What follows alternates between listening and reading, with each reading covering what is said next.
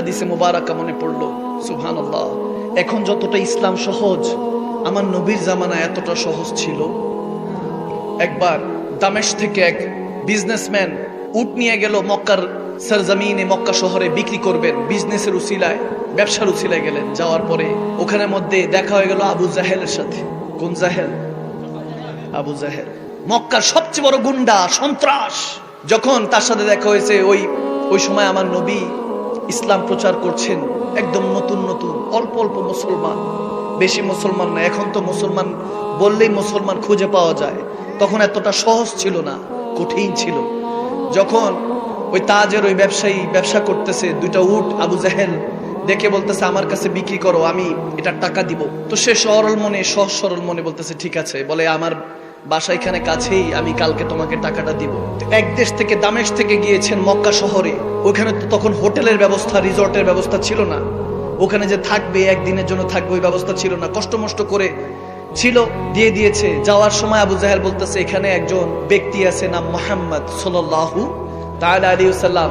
মুহাম্মদ আরবি নামে এক ব্যক্তি আছে, ম্যাজিশিয়ান, নাউজুবিল্লাহ, জাদুকর বলতেছে আমার নবীকে। নাউজুবিল্লাহ পড়ে, তার থেকে দূরে থাকবা, তেনার থেকে দূরে থাকবা, নাহলে কালমা পড়িয়ে তোমাকে মুসলমান বানিয়ে নিবে। তোমার তো ওই জামানার বিজনেসম্যান ছিল, এত কিছু বুঝতো না। বলে ঠিক আছে হযরত, দূরে থাকবো।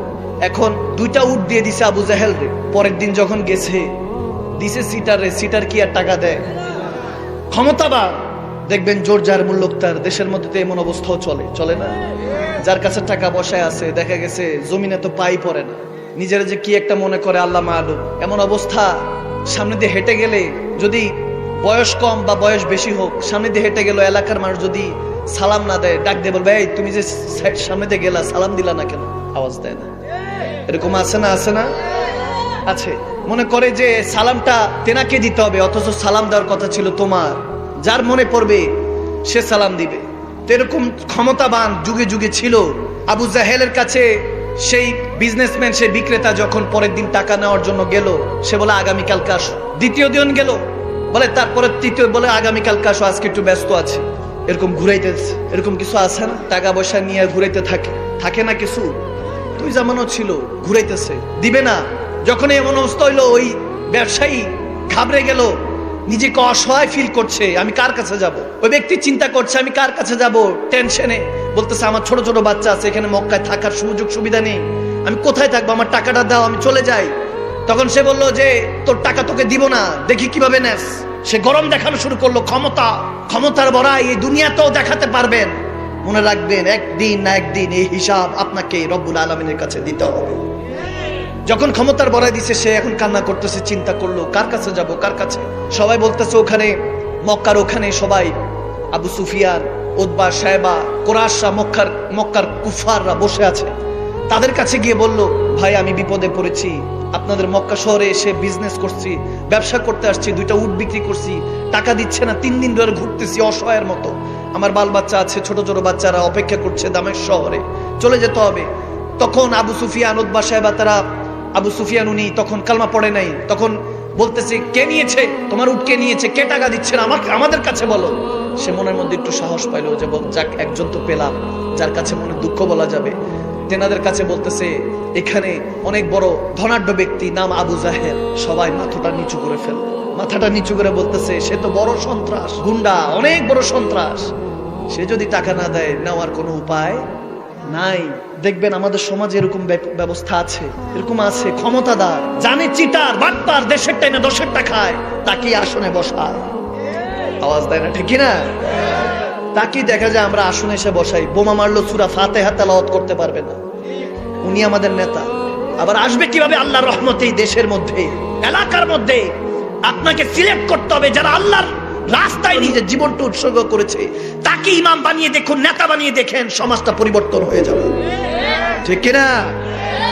যখন বলতেছে সম্ভব না, টাকা পাবেন না, সে তো এখন শেষ, চিন্তা করতেছে এখন তাহলে আর কি করব, এখন আর কি করার আছে, এখন তো আর কোনো কিছু করার নেই। দিশাহীন হয়ে যখন ঘুরছে, এখানের মধ্যে হাদিসে এসেছে সাইবা কাফের মুশরিক ছিল, সে বলতেছে ওই দেখো কাবা শরীফের মধ্যে পিঠটা লাগিয়ে একজন বসে আছে, আমিন আল্লাহ, বাবা আব্দুল্লাহ, মুহাম্মাদুর রাসূলুল্লাহ, যাও তার কাছে যাও, গেলে হয়তো বা টাকা পয়সা দিবে।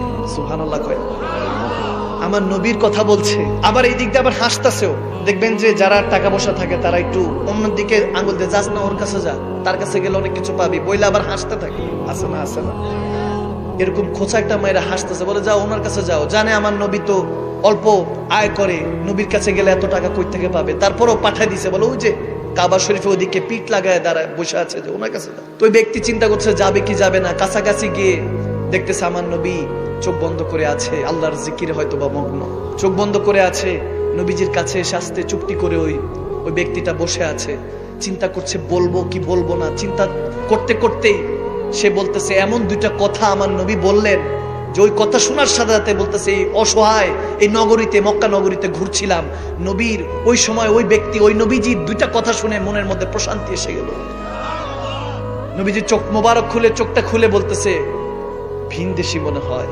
এই কথাটা যখন বলছে সে তখন মনের মধ্যে পেরেশানিটা অর্ধেক দূর হয়ে গেছে। দ্বিতীয় কথা বলতেছে মনে হচ্ছে বাবা তুমি অনেক পেরেশান। সুবহানাল্লাহ, দেখেন কেমন নবীর উম্মত আমরা। আল্লাহু আকবার। সে নবী চিনে না জানে না, তাকে ভালোবাসতো। আর আমার সেই নবী বলে যে উম্মতরা আমাকে ভালোবাসবে শেষ জামানায় তাদেরকে আমি 7 বার মোবারকবাদ জানাই, যারা আমাকে দেখে নাই কিন্তু আমার কালমা পড়েছে। সুবহানাল্লাহ। নবীজি বলতেছে টেনশন করিস না, কোনো টেনশন করার কিছু নেই, চলো। নিয়ে গেল বাসায়, কোনো জানা নাই, পেহচান নাই, কোনো পরিচিত নাই। নবীজি নিয়ে গেল বাসায়, নিয়ে একটু দুধ দিচ্ছে, খেজুর দিচ্ছে, খাবার আপ্যায়ন করলো। করার পর এখনো জিজ্ঞেস করে না কি সমস্যা। নবীজি সমস্যা শোনার আগে বলতেছে টেনশন করিস না, জুবান দিয়ে যা বলবি আল্লাহ তাই কবুল করবে। টেনশন করিস না, পেরেশান হইস না, খাবার খাও। খাবার খাওয়ানোর পরে আমার নবী বলতেছে এবার বলো বাবা কি সমস্যা। বলে হুজুর আপনি তো অনেক ভালো মনের মানুষ, সরল মনের, আপনার জুবান দিয়ে যে কথাই বের হচ্ছে মনের মধ্যে প্রশান্তি চলে আসতেছে, কেমন জানি মনে হচ্ছে এই মক্কা নগরীতে আপনি আপন ছাড়া আর কোনো আপন নাই, সব পর, শুধু একটা বলমাত্র আপনি আপন। আপনার কাছেই বলি আমি এসেছিলাম দামেস্ক থেকে 2টা উট নিয়ে, শেষ সম্বল এগুলি ছিল, এসেছি বিক্রি করেছি। এক ব্যক্তি ধনাঢ্যবান, ক্ষমতাবান, সে অনেক টাকার অধিকারী, সে 2টা উট নিয়ে গেল, বললো পরের দিন টাকা দিবে। 3 দিন ধরে ঘুরাচ্ছে, টাকা দেয় না। আজকে তো জানিয়ে দিয়েছে টাকা দিবে না, ক্ষমতা থাকলে নিয়ে যা, এভাবে বলে দিয়েছে, কি করবো বুঝতেছি না। নবীজি তখন বলে যে সমস্যা নাই, চলো তার কাছে। আমি নবী মুস্তাফা সহ তুমি সহ যাবো। সুবহানাল্লাহ, আমি সহ তুমি সহ যাবো, সমস্যা নেই চলো। যখন ওই ব্যক্তির কাছে আস্তে আস্তে করে গেল, এখন পিছনে উদ্বা সাহেব পাঠাইছে, গোয়েন্দা পাঠাইছে, দেখ উনি আবার মুসলমান করে দেনি, ভিনদেশী তো কিছু বইলে যদি মুসলমান বানায় ফেলে, এজন্য পিছনে পিছনে গোয়েন্দা পাঠাইছে, একজন পিছনে থেকে থাকে। সে দেখতেছে নবীজি সহ ওই ব্যক্তি সহ আবু জাহেলের ঘরে, আবু জাহেলের ঘরের সামনে গিয়ে ওই ব্যক্তি বলতেছে এতক্ষণ দেখতেছি আমার নবীজির চোখ মোবারক সবসময় নিচে, কথা আস্তে আস্তে বলে, আমি 100টা প্রশ্ন করলে উনি একটার উত্তর দেয়, এত আস্তে। চিন্তা করতেছি এত নরম মানুষ, আর সে আবু জাহেল, সে যে গরম, যে টাকার রুতবা, যে অহংকারী, তার কাছে গিয়ে তিনি কি করবে, সরল মানুষ কি না কি বলে, চিন্তা করতেছিলাম পারবে কিনা। হঠাৎ করে দেখতেছি আমার নবী নবীজির কথা বলতেছে, ভালো মতো গভীর মনোযোগ দিয়ে যুবক শুনুন, যখন নবীজির কথা বলতেছে, বলে এত নরম মানুষ যখন কাছাকাছি গেল, আবু জাহেলের কাছাকাছি যাওয়ার পরে, ওই ঘরের কাছাকাছি যাওয়ার পরে তেনার তেবার, তেনার স্টাইল, তেনার চিন্তাধারা চেঞ্জ হয়ে গেল, চোখ বড় হয়ে গেল, চোখ বড় করে বলতেছে এ আবু জাহেল, এ আবুল হাকাম কোথায়, বের হও। আবু জাহেল থরথর করে কেঁপে বের হলো, এসে দেখতেছে আলামিন অর্থাৎ মুহাম্মদুর রাসূলুল্লাহ সাল্লাল্লাহু তাআলা সাল্লাম আমার নবী দাঁড়িয়ে আছে। দেখতেছে যে ওই আলামিন যাকে সত্যবাদী হিসেবে খেতাবাদ দিয়েছে তিনি দাঁড়িয়ে আছে। বলতেছে এই আবু জাহেল তুমি তার টাকা কেন আটকে রেখেছো, তাড়াতাড়ি টাকা নিয়ে এসো। সে আবু জাহেল বলতেছে হ্যাঁ হ্যাঁ আমি এখনই নিয়ে আসতেছি। দৌড়া গিয়ে টাকা এনে ওই লোকের হাতে দিয়ে দিল। ওই লোক তখন থরথর করে কাঁপতেছে, কাকে নিয়ে আসলাম, কে আসলো। আবু জাহেল এরকম ভয় পেয়ে গেল, যাকে সবাই মক্কার সবাই ভয় পায় সে নাকে ভয় করছে, তিনি কে। তখন ওই সময় আমার নবী মুস্কি মুস্কি হেসে বলতেছে টেনশন করিস না, যা টাকা পেয়েছিস চলে যা। তখন ওই ব্যক্তি বলতেছে আপনার পরিচয়টা বলেন, আপনি কে, কে আপনি, আমাকে এভাবে অপরিচিত হয়ে আমাকে সহযোগিতা করলেন, আপনার পরিচয়টা বলেন। বলে পরিচয় লাগবে না, নাম দরকার নেই, কাম যেটা করেছি সেটাই যথেষ্ট। তখন বলতেছে যা যা চলে যা। যখন চলে যাচ্ছে আমার নবী মুস্কি হেসে দিয়ে মক্কার দিকে রওনা দিয়েছে, ঘরের দিকে। তখন যখন যাচ্ছে ওই গোয়েন্দা কাছাকাছি এসে বলতেছে এই এই যুবক তুমি এই লোকের কাছে যাও না, এই ম্যাজিশিয়ান জাদুকর নাউজুবিল্লাহ, এভাবে যখন বলতেছে তুমি তার কাছে যাও না। তখন ওই যুবক বলতেছে যদি তিনি মিথ্যুক হয়, তিনি জাদুকর হয়, তিনি প্রতারক হয়, দুনিয়া দুনিয়াতে কোনো সাচ্চা বান্দা নাই। আমি বলতেছি তিনি সাচ্চা বান্দা। তুমি বলো তিনি কে ছিল? বলে তিনি হলেন মুসলমানদের নেতা মুহাম্মদুর রাসূলুল্লাহ সাল্লাল্লাহু তাআলা সাল্লাম। আমার নবী শ্রেষ্ঠ নবী। যখন নবী তারুফ শুনলো, সে বলতেছে নবীর হাতে কলমা পড়ি নাই, এখনো কলমা পড়ি নাই। আমি সাক্ষ্য দিতেছি আমার নবী ছাড়া কোনো নবী নাই, আর আল্লাহ ছাড়া কোনো মাবুদ নাই। সে সেই জায়গার মধ্যে কলমা পড়েছে, দৌড়াই গিয়ে নবীর কদমে ধরে চোখের পানি ছেড়ে কলমা পড়ে মুসলমান হয়ে গেল। সুবহানাল্লাহ, আল্লাহ ইয়া রাসূল।